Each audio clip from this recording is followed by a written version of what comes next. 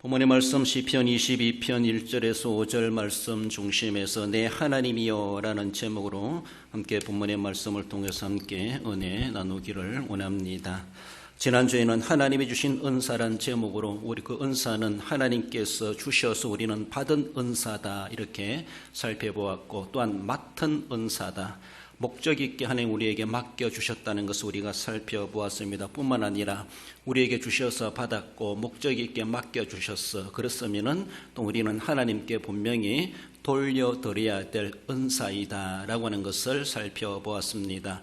궁극적으로 하나님의 영광이 되도록 해야 될 것처럼, 달란트 비유에서 말씀해 주는 것처럼 할 수 있으면 많은 것을 남기고 많은 열매를 맺어 하나님 앞에 받은 은사대로 어떻게 섬겨왔는가를, 그 실적을 우리 주님께 보여드릴 수 있는 우리의 모습, 그래서 많은 것을 남긴 자를 칭찬해 주시고 주인의 즐거움에 참여케 하신다는 것을 우리가 잘 알고 있는 것처럼, 오늘도 우리가 주님께 주셔서 받은 그 은혜로 살아가고 있고 분명한 목적 있게 맡겨주셨다라는 것을 늘 기억하며, 신앙적인 직분과 은사나 달란트뿐만 아니라 우리 육신적으로 가진 일반 은총적, 또 우리 물질과 우리의 건강과 우리의 생명도 하나님이 지금도 주셔서 우리가 지금도 유지하고 받아 누려 살아가고 있습니다. 그러므로 생명의 달란트, 건강의 달란트, 물질의 달란트, 과연 그 은사적인 모습에서 얼마나 우리는 주님이 거둘 것이 있도록 남겨가고 있는가를 우리는 늘 생각하며,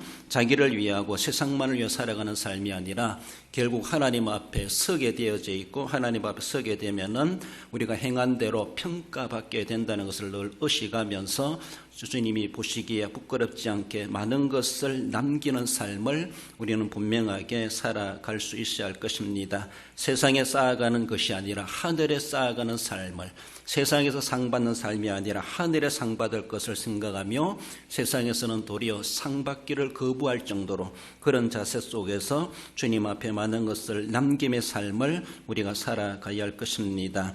어쩌면은 지금은 주님의 다음 주일도 종료주일 고난주간이 시작됩니다만은 다른 교단에서는 사순절 기간이다라고 하며 주님의 고난을 준비하고 참여하고 주님의 부활에 참여하자라고 하는 그런 의미를 가지고 살아가고 있는 것을 봅니다. 우리는 그런 기간을 우리 교단에서는 사순절이라는 말을 쓰지 말라 그러고 캐톨릭적인 의식과 의미를 가지고 있기 때문에 총회 차원에서 그 말을 사용하지 않고 있습니다만은, 그러나 우리가 주님의 고난을 늘 생각하고 주님의 고난은 단번에 일어난 것이 아니라 지속적으로 꾸준히 일어났고, 예수님의 성육신 신분 비하되는 그때부터라도 어쩌면은 십자가에 달려 돌아가시고 장사 지내기까지 하시기까지 주님은 고난은 계속되었다. 육신의 삶 그 자체가 이 고난의 연속이었다는 것을 늘 생각하며, 우리는 사순절이라는 말을 쓰지 않는다 할지라도 주님의 고난을 우리가 묵상하며 그 고난의 계절에 맞게 우리가 살아가야 할 것입니다.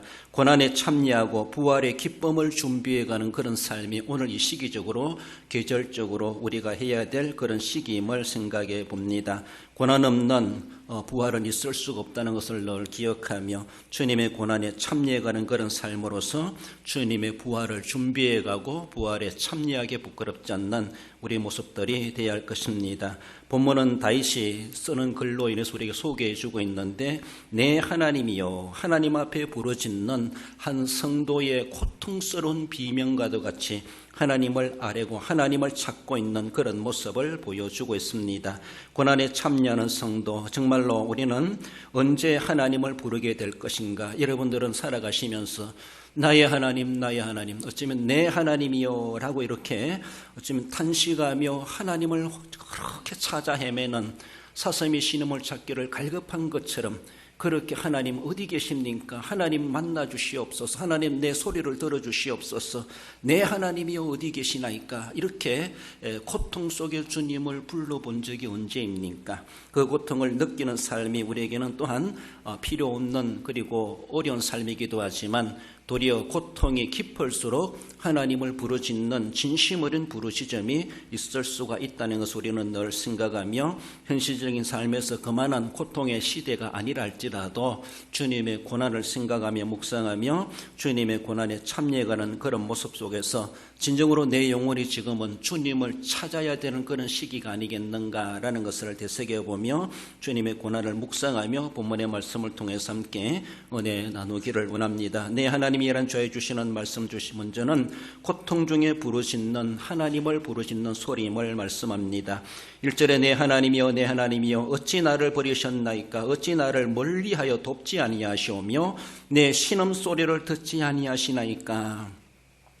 본문의 기자는 다윗의 글로 소개해주고 있습니다. 어쩌면 다윗이 어떤 고통이었는지 자세히 알 수 없지만은 상당히 고통의 깊은 고통의 시면에서 고통의 깊은 못에 빠져 있는 것처럼 거기서 울부짖는 외침으로 나타나고 있습니다. 이 울부짖음은 전체적으로 그 고통의 저면에 전제되고 있습니다. 정말로 말 그대로 절망 가운데 아무런 소망도 아무런 한 줄기 빛도 보이지 않는 깜깜하고 하늘이 무너지고 하늘이 노랗다 이렇게 느껴진다는 것이죠.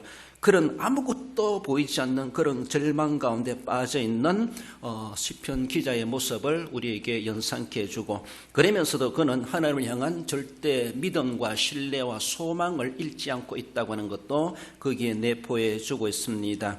기도해도 응답이 없는 것 같고 아무리 하나님을 찾아도 하나님은 계신지 안 계신지 하나님은 아무런 대꾸도 없고 응답도 없는 그런 막막한 망연자실 말 그대로 그런 가운데 빠진 적이 있습니까? 정말로 그럴 때에 과연 하나님에 대해서 우리는 어떤 마음을 가질 수 있겠는가라는 것이죠. 이 세상은 우리가 원치 않는 그런 일들을 많이 당할 수밖에 없습니다. 아무리 노력해도 안 될 수가 있고 원리와 절차를 가지고 해도 거기에 문제가 생겨나는 것이 세상일 수밖에 없습니다. 사람이 뭔가 정해놓았다 할지라도 아무리 계획적이고 원리가 있다 할지라도 이 세상은 다 원리대로 되는 것이 아니라는 것입니다. 그렇습니다. 우리가 이 세상을 주관하는 것이 아니라 주관하시는 자가 따로 있다는 것이죠. 하나님의 뜻을 거스르고 그 어떤 것을 아무리 철저한 계획을 세우고 수많은 군대를 대비시켜가면서 철저하게 행한다 할지라도 그것이 성공하기보다 실패의 확률도 얼마나 큰지 우리는 생각해 볼 수가 있고 이 세상은 바로 우리가 알 수 없는 세상이다라고 말할 만큼 이러한 세상이라고 하는 것을 우리는 인식할 수 있어야 될 것입니다.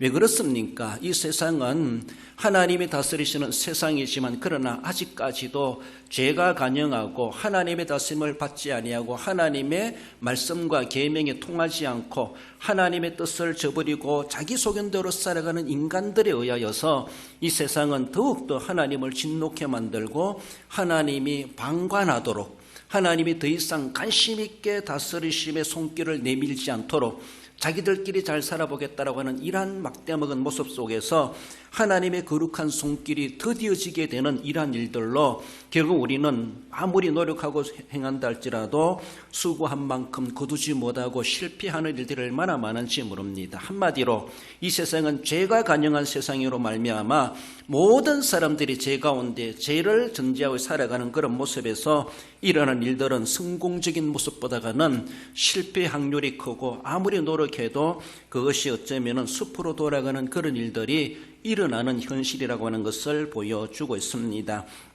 여러분들이 신앙생활 하면서도 살아가시면서 정말로 하나님이 살아계신가 좀 생각해 보세요. 오늘 우리가 현실적인 삶에서 전기가 끊어지고 전화가 안 되고 한마디로 불통된다고 생각해 보세요.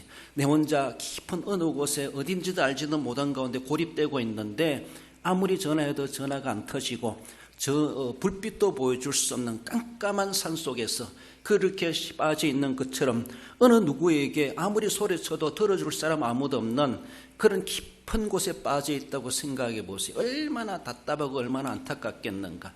정말로 사람은 보이지 않고 어느 무엇도 소리 기칙도 들리지 않는 그런 모습에서 오직 우리는 하나님께 부르짖을 수밖에 없는 하나님이여 살려주세요 하나님께 부르짖는다 할지라도 하나님도 아무런 반응이 없다고 생각해 보세요. 하늘을 향하여 외친다 할지라도 땅을 향하여 외친다 할지라도 나를 알아주는 사람은 없고 나에게 접근해 오는 사람 없고 나를 도와줄 사람 아무도 없고 전화도 안 통하고 아무것도 눈에 보이는 것도 없는 그런 막막한 가운데 빠져 있을 때 과연 우리는 어떻게 해야 될 것인가 우리는 생각해 봐야 할 것이죠. 욥도 그런 때를 경험했다고 하는 것을 보여주고 있죠. 욥기 23장 8절, 8, 9절에 보면은 그런데 내가 앞으로 가도 그가 아니 계시고 뒤로 가도 보이지 아니하며 그가 왼쪽으로 일하시나 내가 만날 수 없고 그가 오른쪽으로 돌이키시나 배울 수 없구나. 오직 우리는 그래도 하나님을 알고 있습니다. 하나님의 계심을 우리는 믿고 있습니다. 그래서라도 사람들은 나를 몰라준다 할지라도 난 하나님께 부르짖는다. 사람들에게 전화할 수 없고 불통이 되고 어찌할 수 없는 그런 가운데 있지 고립되어 있지만은 그러나 하나님만이 나의 구원자가 되시고 나를 건져주실 수 있다.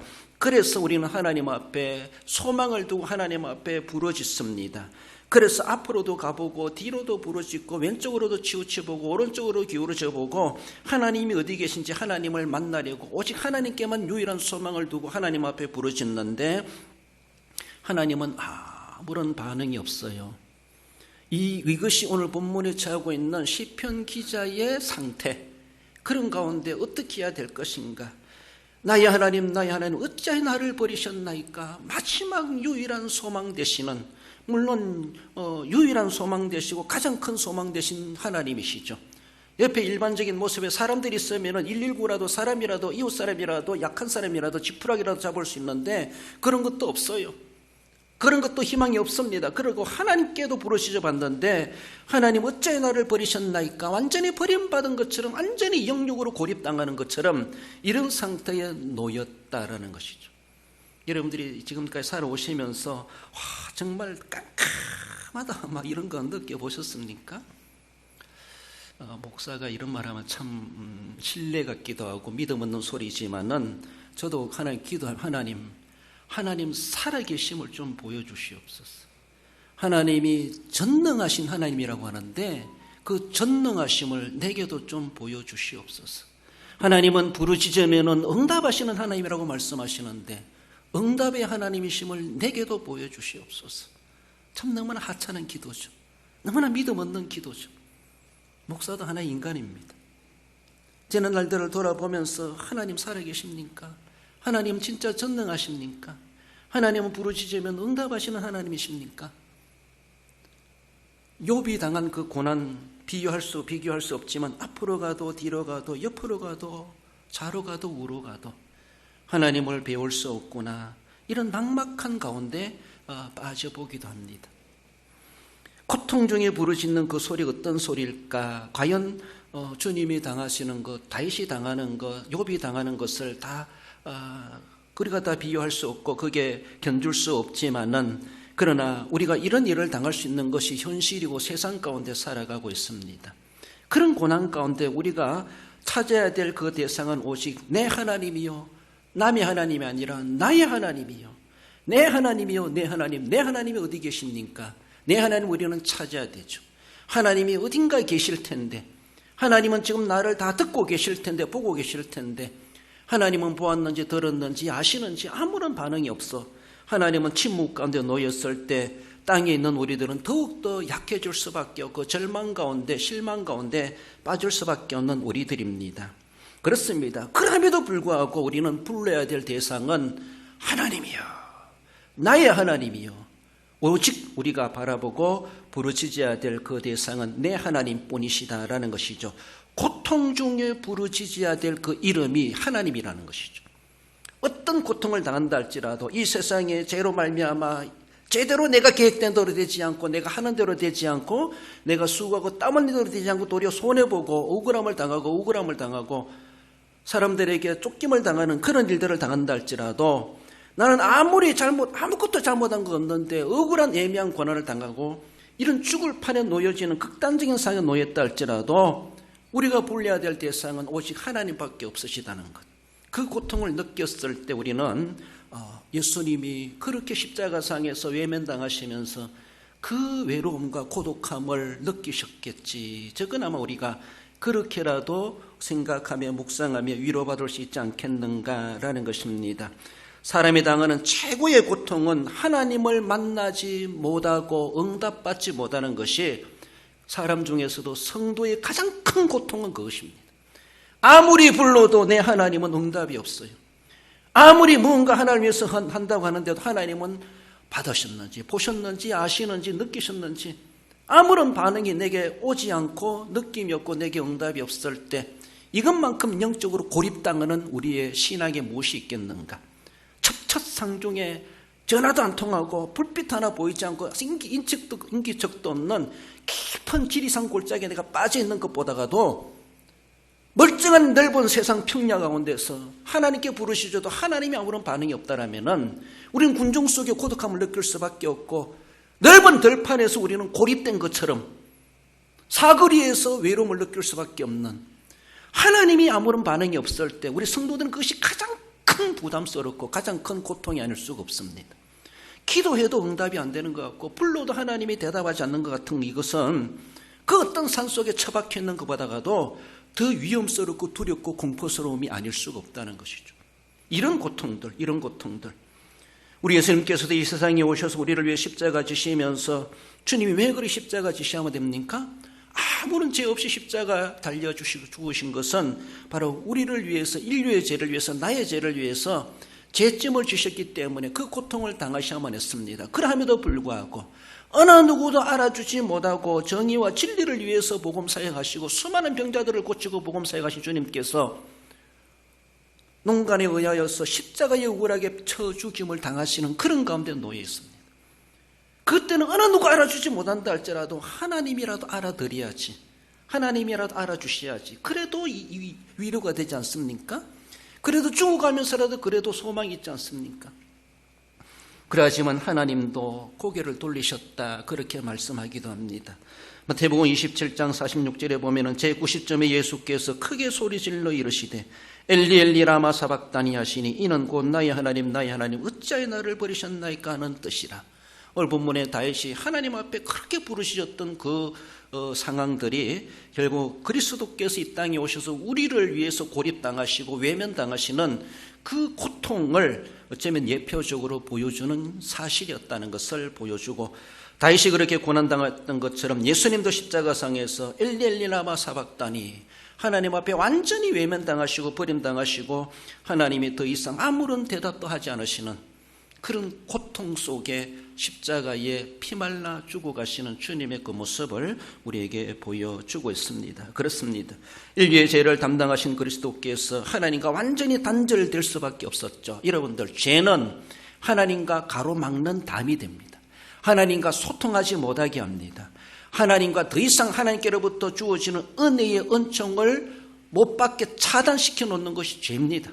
그래서 하나님께서는 죄를 없이 할 수도 있겠지만 그러나 죄 있는 인간들에게 하나님 은총을 내리실 일이 없습니다. 그래서 어느 누구든지 죄인들은 오너라, 그러면 그 모든 죄의 담을 하나님 허무시고 우리로 하여금 은혜를 베풀어 주시고 은혜를 받게 하신 우리 하나님이십니다. 그래서 지금도 주홍같이 붉은 죄가 있다 할지라도, 먹과같이 검은 죄를 가지고 있다 할지라도, 어떤 죄가 흉악한 죄라 할지라도 주님 앞에 다 가지고 나오너라. 그 죄를 속하여 주시기 위해서 예수님은 엘리라마 사박다니 고통 속에 우리를 위해서 모든 죄값을 치르신 그 상황을 마태복음 27장에서는 말씀해 주십니다. 그렇습니다. 우리를 그렇게 화목해 하시려고, 우리를 그렇게 받아주시려고 예수 하나님의 아들 독생자를 십자가에 매달아 죽게까지 하시고 완전히 죄짐을 진 예수 그리스도를 외면하시기까지, 버리시기까지 하시면서 우리를 찾아내시고자 하셨던 하나님의 극진한 사랑을 우리는 되새겨 볼 수 있어야 할 것입니다. 그렇습니다. 내 하나님이여 부르짖을 수 있는 그 이름은, 내가 아무리 어떤 고통에 빠졌다 할지라도 우리는 엄마 아빠 소리 안 지르도 내 하나님이여, 이 소리는 신음소리라도 할 수 있어야 돼. 정말로 중환자실에서 숨이 헐떡거리며 죽어가는 순간이랄지라도 오직 내 소망은 내 하나님밖에 없으시다. 오 예수여, 오 하나님이여, 나의 하나님이여, 나를 책임져 주시옵소서. 나를 받아 주시옵소서. 하나님이여, 나를 도와주시옵소서. 하나님이 대답을 하시든 말든 우리는 불러야 될 그 이름은 나의 하나님이여. 남의 하나님이 아닙니다. 우리 엄마의 하나님이 아닙니다. 나의 하나님이여, 나의 하나님이여. 우리는 이것이 신음소리가 돼야 되고 습관이 돼야 되고 우리 삶에 완전히 익숙해질 수 있는 그 이름이 어색하지 않도록 우리는 그 이름을 우리는 부를 수 있어야 할 것입니다. 어떤 고통이 있다 할지라도 하나님은 보고 계시고 알고 계시고 우리의 신음소리를 듣고 계시는 우리 하나님이시다라는 것을 기억하십시다. 나아가서 내 하나님이여 그 부르시는 그 이름은 찬송 중에 불려야 될 이름임을 말씀합니다. 3절에 이스라엘의 찬송 중에 계시는 주여 주는 거룩하시니이다. 본문의 기자 다윗이죠. 다윗은 고통 중에서 정말로 하나님을 부르짖고 있습니다. 아무리 찾아도 대답 하나 없습니다. 얼마나 힘들겠습니까? 하나님에 대해서 믿음보다가는 신뢰보다가는 불평이 나오고 불신이 앞서고 하나님 없는가 보다, 하나님 나를 완전히 버리셨는가 보다, 막 이런 절박한 가운데 그렇습니다. 가장 우리의 큰 죄는 하나님을 믿지 않는 죄입니다. 하나님을 불신하는 죄입니다. 어떤 가운데서 하나님은 살아계시다는 것, 하나님은 전능하시다고 하는 것, 하나님은 분명히 선악간에 심판하시는 하나님이시라는 것, 우리는 내게 어떤 영향이 있든지 없든지 내 사정이 어떠하든지 우리는 그 하나님을 신뢰해야 됩니다. 하나님을 믿어야 됩니다. 내가 믿거나 말거나 하나님은 그런 하나님이십니다. 하나님 그렇게 행하시는 하나님이십니다. 그러니까 안 믿으면 덜컥 그 모든 책임은 내게 있을 수밖에 없어요. 하나님이 응답하시든지 알아주시든지 보여주시든지 나타내 주시든지 말든지 우리는 하나님을 인정해야 돼요. 하나님을 신뢰해야 돼요. 하나님이 무슨 뜻이 계시겠지 이 말입니다. 그렇습니다. 아무리 하나님 앞에 불러도 응답이 없어요. 하나님 살아계십니까? 하나님은 전능하시는데 그 전능의 힘이 어디 있습니까? 그 전능의 힘이 내게는 왜 없습니까? 온갖 여러 가지 불신과 그리고 불평과 불만과 막 여러 가지 의심이 생겨나지만은 그래도 우리가 가질 수 있는 답이 무엇이에요? 나는 도저히 이해할 수 없고 내 현실적으로는 하나님을 만날 수 없지만은 하나님의 뜻이 있는가 보다. 이게 해답입니다. 아무리 불러도 대답이 없어요. 앞으로 가도 뒤로 가도 옆으로 가도 좌로 가도 우로 가도 밤이고 낮이고 울부짖어 봐도 하나님은 들었는지 말았는지 아무런 소식이 없어. 그럴 때 우리가 가질 수 있는 응답이 뭐예요? 하나님은 다른 뜻이 계신가 보다. 하나님은 뜻이 계시겠지. 이것이 응답이에요. 그러니까 버텨갈 수 있어요. 그러니까 내가 생각보다 내 계획보다 내가 기도하는 소원보다가도 하나님 뭔가 가지고 계시겠지. 그건 정말 깜짝 쇼와도 같이 우리가 놀랄 만큼 상상하지 못한 것일 수도 있습니다. 그렇습니다.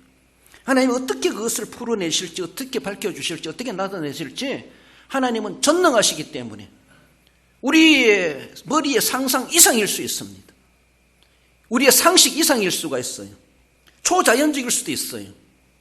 그 하나님이시니 그 하나님 우리는 신뢰하기 때문에 지금은 정말로 막막해요. 어찌할 수 없어요. 정말로 죽고 싶어요. 차라리 죽는 게 낫겠다 싶어요. 그럼에도 우리가 한 가지 가질 수 있는 것은 하나님의 뜻이 있겠어요. 하나님은 뜻이 있으시겠지. 그러니까 그것 때문에서라도 내 하나님이여 내가 하나님을 찬송하나이다. 하나님 앞에 찬송 중에 불려야 될, 고통 중에 불려야 될 내 하나님이실 뿐만 아니라 찬송 중에 불려야 될 하나님입니다. 우리가 기쁘고 즐겁고 감사하고 좋은 일이 있을 때 하나님 얼마나 찬송하기 쉽습니까? 좋습니까? 우리 찬송합시다 라고 한번 기뻐하며 찬송하는 건 참 쉽습니다.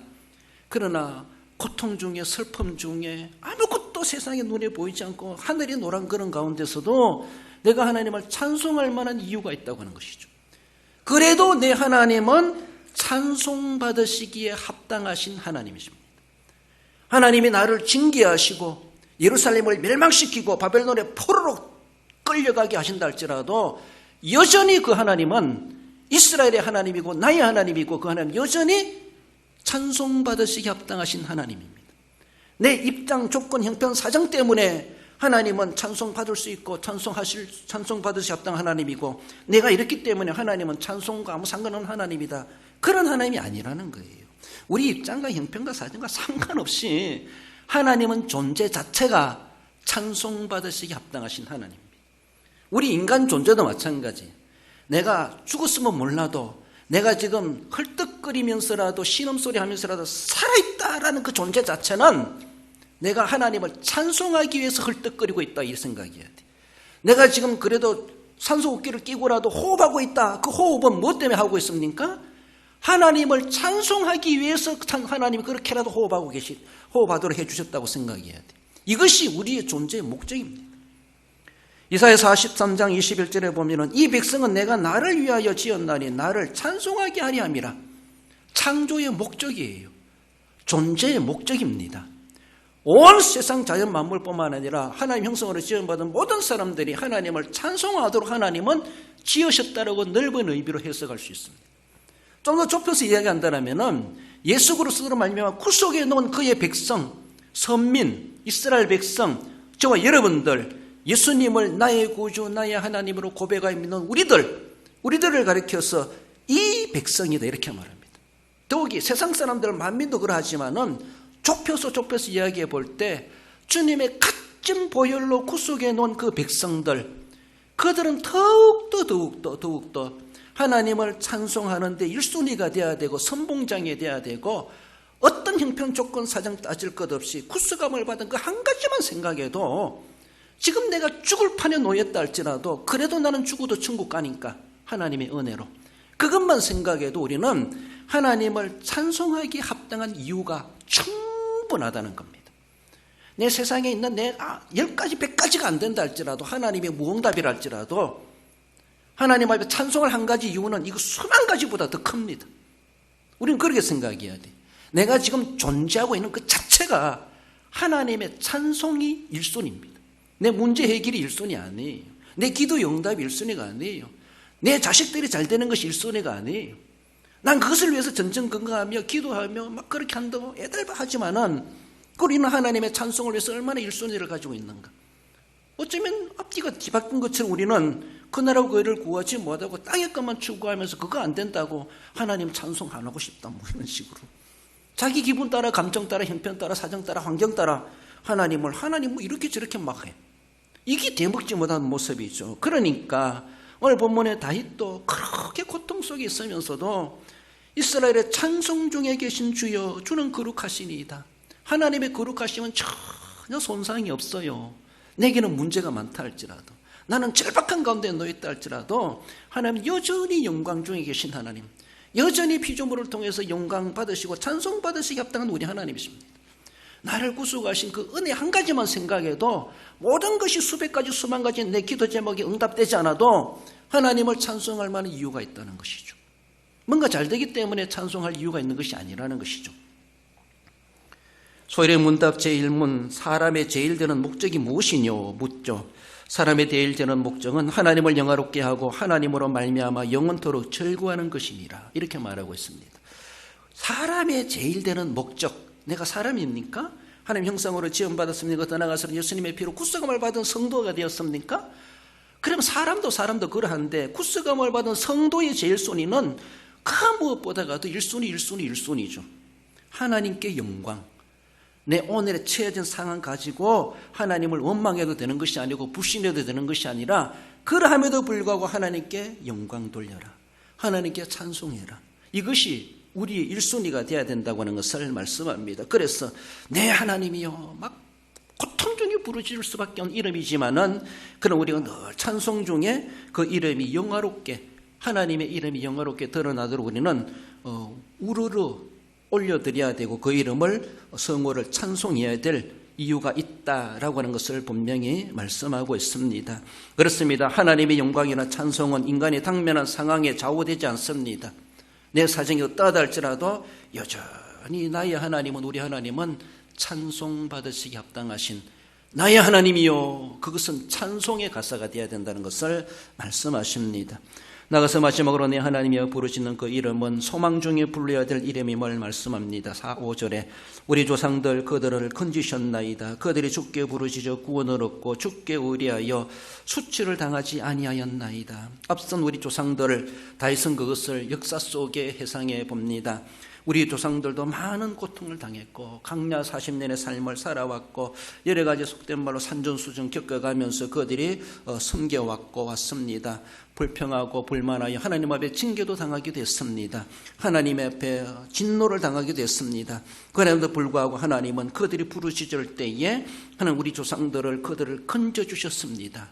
부르짖는 자에 응답해 주시는 우리 하나님, 빠져있는 자를 건져주시고 그 가운데서 구원을 얻게 하신 우리 하나님, 결단코 주께 의뢰하여 수치를 당하지 아니하였나이다. 결론적인 모습에서 하나님은 부르짖는 자 신앙을 가진 자들 하나님은 수치를 당하지 않게 하시는 결론적인 하나님의 은혜가 남아있다고 하는 것을 말씀해 줍니다. 그것이 우리에게 소망입니다. 하늘이 무너지는 것 같고 깜깜하고 하나님 안 계신 것 같지만은, 그래서 말씀드린 것처럼 하나님은 뜻이 계시겠지. 그 뜻에 우리가 온전한 소망이 거기에 담겨져 있다라는 것이죠. 그 소망마저도 없다라면 우리는 정말로 살아있으나 죽은 거나 더 고통스러울 수밖에 없습니다. 아무리 하나님께 부르짖어도 무응답이고 절망적이라 할지라도 인간이 가지는 소망은 오직 하나님밖에 없으시다라는 것이죠. 세상 사람들, 권력 있는 사람, 권세 있는 사람, 뭐 가진 사람 찾아가서 뭔가 도움을 받을 수 있을지 모르지만 그거는 일시적입니다. 그것은 또 언제 어떻게 바뀔지 모릅니다. 그러나 우리를 진정한 한 번 소망은 영원한 소망이신 것처럼 오직 그분은 오직 우리 하나님이시다.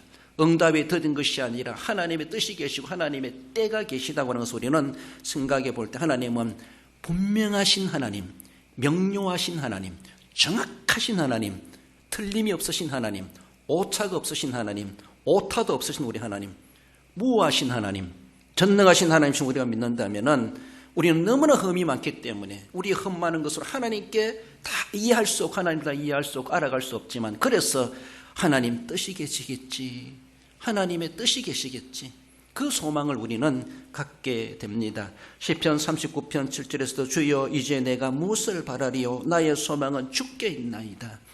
처절하게 죽어가면서도 나의 하나님, 나의 하나님, 그래도 불러야 될 그 대상은 우리 하나님이십니다. 왜? 죽어가면서도 죽음 앞에서도 우리가 가져야 될 대상의 소망 되시는 분은 하나님밖에 없으시기 때문이죠. 그렇습니다. 하나님만이 나를 죽이셔도 나는 소망이 있습니다. 살든지 죽게 하시든지 오직 하나님만이 우리가 불려야 될 그 이름이시다라는 것입니다. 소망은 별일 없을 때도 가지는 목표로 가지기도 하지만은 정말로 별일이 있을 때, 탈이 있을 때, 무탈하지 않을 때 우리가 하나님 앞에 하나님을 불려야 될 소망 되시는 우리 하나님이십니다. 평소에 하나님을 소망 두는 것은 쉬울 수가 있습니다. 그러나 진짜로 아무것도 소망 가질 수 있는 그런 가운데 절망 중에 우리가 그 절망을 극복할 수 있는 유일한 비결은 하나님이 계시다는 것이죠. 하나님께 소망을 둘 수 있다고 하는 것이 우리에게 정말 큰 장점입니다. 우리의 믿음의 큰 무기입니다. 우리 어떤 가운데서도 이 믿음만큼은, 이것만큼은 앗아가지 않도록 해야 돼. 이 믿음이 있을 때에 죽어가면서도 하나님의 이름을 부르고 하나님을 찬송하게 되고 소망 중에 눈을 감을 수 있습니다. 얼마나 위대한지 몰라요. 그렇습니다. 소망을 가질 수 없는 고통 중에 가지는 소망은 100% 진심이라고 할 수가 있어요. 소망을 가질 수 없는 진짜로 절박한 가운데서 하나님을 소망을 한다고 하는 것은 진짜 불순물이 없는 순수한 100% 소망이라고 볼 수가 있어요. 그렇습니다.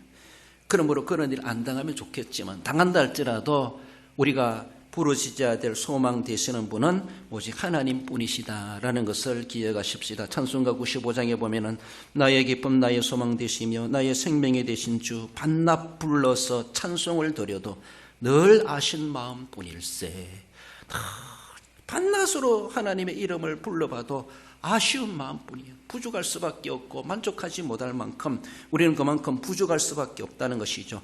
나의 기쁨 나의 소망 되시며 나의 생명 되신 우리 주님의 이름을 우리는 마음껏 우리가 고통 중에 있든지 즐거울 때든지 찬송할 때든지 어떤 가운데서든지 시작이든지 끝장나는 순간이든지 오직 우리는 그 하나님의 이름을 나의 하나님 나의 하나님, 우리는 당당하게 부끄럼 없이 부를 수 있고 우리 하나님을 신뢰해 가야 할 것입니다.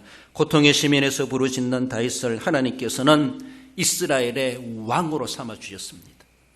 십자가상에서 엘리 라마 사박다니 이렇게 고통스러워했던 예수님을 우리 하나님께서는 부활케 하셨습니다. 결단코 하나님은 그 소리를 외면하지 아니하시고 하나님의 때에 어쩌면 보란듯이 다윗을 왕으로 삼아 주셨고 예수님을 죽음의 근세에서 일으켜 주셔서 승리의 주가 되셨다는 것을 되게 하셨다는 것을 우리는 기억하십시다. 건져주시는 하나님이십니다. 일으켜 주시는 하나님이십니다. 흥하게 하시는 우리 하나님이심을 우리는 늘 기억하시면서 우리가 부르짖는 그 하나님, 내 하나님, 그 하나님은 바로 그런 하나님이시다 라고 하는 것을 늘 기억하시며 어떤 고통과 고난과 어려움 속에서도 오늘도 살아 역사하시는 하나님을 신뢰하시고 하나님 이름을 부르시기에 부끄럽지 않는 그 믿음의 삶을 우리가 살아가야 할 것입니다. 말씀을 맺습니다. 우리 성도 여러분, 고통 중에도 하나님께 부르짖으십시다. 다른 데 찾아가고 다른 이름 부르지 말고 오직 나의 하나님, 내 하나님 어디 계십니까? 하나님께 부르시자 될, 불러야 될 그 이름은 바로 우리 하나님의 성호이시다라는 것이죠. 고난 중에도 하나님을 찬송할 수 있는 그 이름이 바로 우리의 하나님, 내 하나님, 나의 하나님이심을 기억하십시다.